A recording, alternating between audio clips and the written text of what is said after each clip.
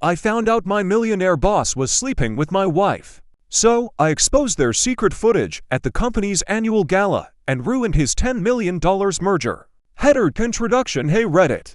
I'm typing this from a temporary apartment, and honestly, my hands are still shaking a bit.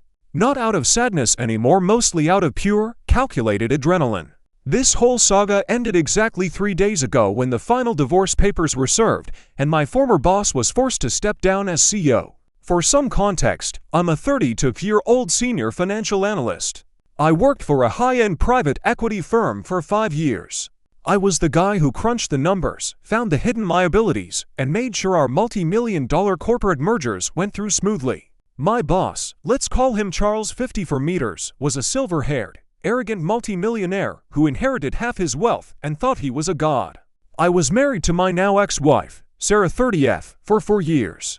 I thought we had a perfect life. I was making low 6 figures, we bought a beautiful house, and we were talking about starting a family. Because my job required heavy auditing, I frequently had to pull 70-hour work weeks, especially during big deal seasons.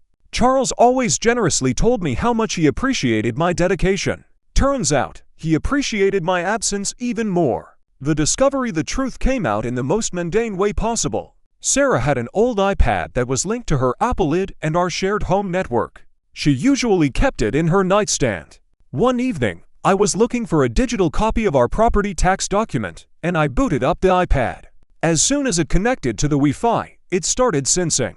A string of message notifications popped up on the screen. The preview snippet read, "Can't wait for your husband to go on that business trip to Chicago next week. The penthouse is booked." The contact name was just a single emoji. A briefcase. My stomach dropped. I opened the thread. There were months of messages. Explicit photos, videos, and conversations detailing exactly what they were doing in hotels, and worse, in our own bed while I was working late at the office. But what made my blood run completely cold was when I scrolled up to see an unmasked photo of the man. It was Charles. My boss. The man who patted me on the back every Monday morning, the man who invited us to his backyard barbecues, was sleeping with my wife. They were making fun of me in the texts, calling me a boring workaholic drone who was too busy making Charles richer to notice his own wife. I sat on the floor of my living room for 3 hours in absolute silence. I wanted to scream, to break things, to drive to Charles's mansion and confront him. But then my analytical brain took over. If I reacted now, Sarah would hire an expensive divorce lawyer using my money, Charles would fire me, and I'd lose everything. I needed to wait. I needed data. And I needed the perfect stage. The investigation and the leverage. The next morning, I went to work like nothing happened. I looked Charles dead in the eye, shook his hand, and handed him my latest financial report. He smiled his fake mentor smile and said, "Great work, son. You're a vital asset to this company." I literally had to swallow my own vomit. Over the next 3 weeks, I did 2 things. First, I secretly downloaded the entire text thread, all the photos, and the videos from the iPad onto an encrypted flash drive. I also installed a hidden, motion-activated nanny cam in our bedroom clock. Within a week, I caught them on camera again when I had to stay late for an audit but was actually sitting in my car 3 blocks away, crying and watching the live feed on my phone. Second, I focused heavily on my work. Our firm was in the middle of a massive, $10 million merger with a highly conservative, family-oriented European investment group. This merger was Charles's golden ticket. It would cement his legacy and double his personal net worth. The European investors were incredibly strict about ethical clauses, corporate reputation, and the personal conduct of the executive board.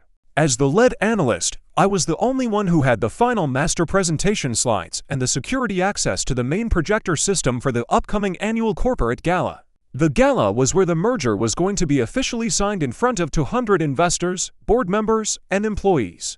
Sarah was, of course, invited as my spouse.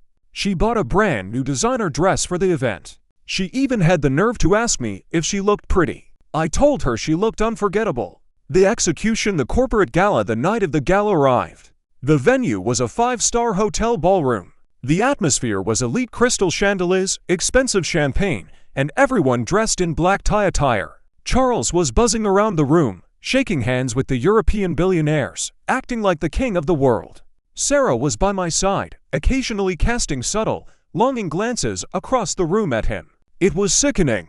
Around 9 p.m., it was time for the main presentation. Charles took the stage. The room went quiet. He gave a grand speech about family values, trust, integrity, and building a future together. He nodded to me at the tech booth.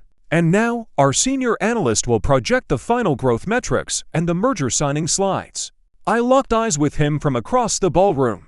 I smiled. And I clicked play. But I didn't load the financial slides. The massive 28-foot projector screen behind Charles went black for 2 seconds. Then, a massive, crystal-clear screenshot of their message conversation popped up. The text was huge, readable from the back of the hall. "I love it when your husband works late. He's so oblivious."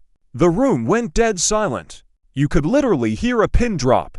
Charles didn't notice immediately. He kept talking for another 5 seconds until he realized the entire front row of European investors had their jaws on the floor. Charles turned around. His face went completely pale, a ghostly, chalky white. Before he could react, the screen transitioned. It played a 15-second video clip from my bedroom nanny cam. It clearly showed Charles and Sarah. The ballroom erupted into absolute chaos. Sarah let out a sharp gasp, dropped her champagne glass, and bolted toward the exit, sobbing hysterically. Charles began screaming at the tech staff, "Turn it off. Shut it down. Who did this?" But I had locked the tech booth door from the inside and encrypted the override system. The video played on a loop for 2 full minutes.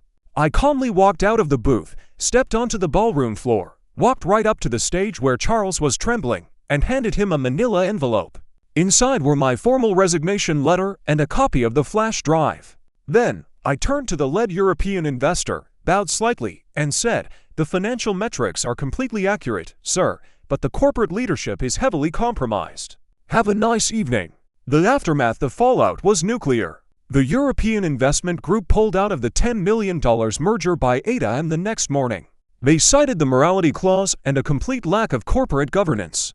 The firm's stock plummeted immediately. The board of directors held an emergency meeting that afternoon and stripped Charles of his CEO title, forcing him into early retirement to save what was left of the company's reputation. His wife of 25 years also saw the news and immediately filed for divorce, taking half of his remaining assets.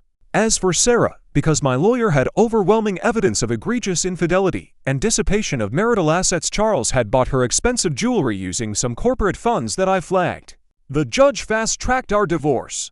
Thanks to our ironclad prenuptial agreement, she walked away with absolutely nothing. She had to move back into her parents' basement and delete all her social media accounts due to the local shame. I took a month off, went to a tropical island, unplugged my phone, and just breathed. When I came back, the rival firm, the primary competitor of my old company, offered me a director-level position with a 50% raise and a massive signing bonus. They loved my analytical precision, and frankly, they were thrilled that I had destroyed their biggest competitor from the inside out. Charles tried to text me from a burner phone a week ago, blaming me for ruining his life. I simply replied, "I didn't ruin your life, Charles. I just audited it. And you were deeply in debt." Boom. Take care, Reddit.